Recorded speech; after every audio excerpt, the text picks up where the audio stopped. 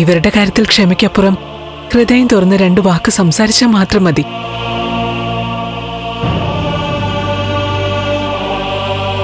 ഞാൻ നേരത്തെ പറഞ്ഞല്ലോ, കൂടി ചേർന്ന് നിൽക്കുന്നതിന്റെ ശക്തിയും മഹത്വവും പഠിപ്പിച്ച 2 പേരാ. ഇവർക്കറിയാം എങ്ങനെയെല്ലാമാണ് പരിഹരിക്കേണ്ടത്, ഒരുമിക്കേണ്ടത് എന്നൊക്കെ. ഒരു മധ്യസ്ഥനും ഇല്ലാതെ തന്നെ ഇവർക്ക് മറ്റൊരാളെ മനസ്സിലാക്കാൻ പറ്റും.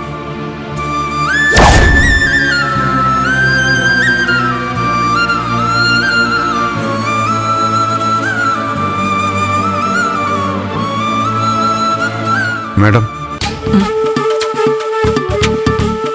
മാഡം റീത്ത് വയ്ക്കാൻ പോകുന്നുണ്ടല്ലോ. പോലീസിന് കൺഫർമേഷൻ കൊടുക്കാനാ? ഇല്ല, പോകുന്നില്ല. അല്ല, നമ്മുടെ പാർട്ടി നേതാവ് മരിച്ചിട്ട് അത് വാർത്തയാവും.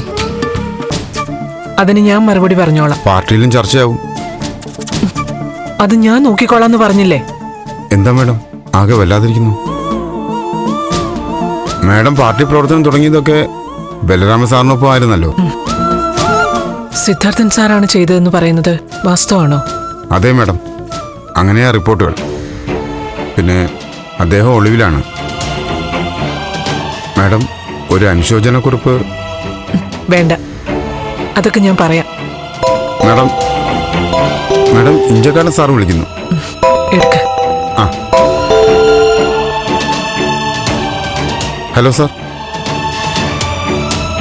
ആ, ശരി ശരി സാർ. മാഡം, വൈകുന്നേരം ഗാന്ധി പാർക്കിൽ അനുശോചന മീറ്റിംഗ് ഉണ്ട്. മാഡം വേണം ഉദ്ഘാടനം ചെയ്യാനെന്ന്. ഞാൻ പറയാം. അഷ്റഫ് ചെല്ല്. ശരി മാഡം.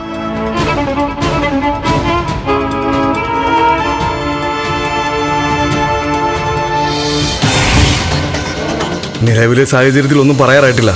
SP സാർ വരുന്നുണ്ട്. അദ്ദേഹം വന്നതിന് ശേഷം ബാക്കി കാര്യങ്ങൾക്ക് തീരുമാനം എടുക്കും.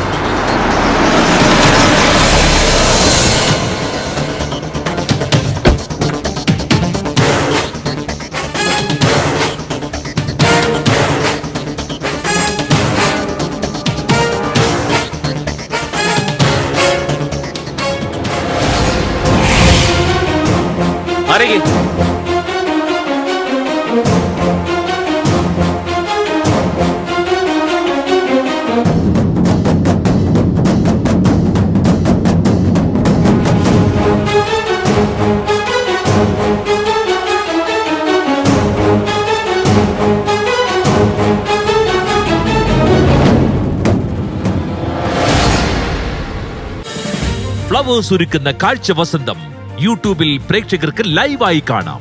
ഫ്ലവേഴ്സ് കോമഡിയിൽ ജോയിൻ ചെയ്യൂ, ആസ്വദിക്കൂ.